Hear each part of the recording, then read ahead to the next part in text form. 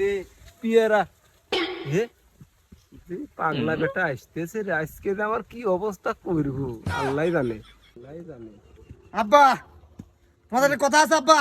তা কি করবে বাজার তা কি কমু বাজান, এতে ঘুমানোর সময় ভেবে দেখলাম এলাকার সবারই বিয়ে খাচ্ছি, খালি একটা লোকের বিয়ে খাই নাই।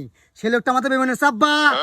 তা কার বিয়ে খাও নাই বাবা হে লোকটা কিরা তোর বিয়ে খাই না আব্বা। এই শয়তান আমি যখন বিয়ের তুই তো উঠলু হ্যাঁ বিয়া তো বড় কথা বললু তখন মনে যায় কি হয়েছে, এখন তো হচ্ছি হ্যাঁ, এখন তোমার বিয়ে আমার খেয়াল রাখবো, আমার খবর আছে করে কথা।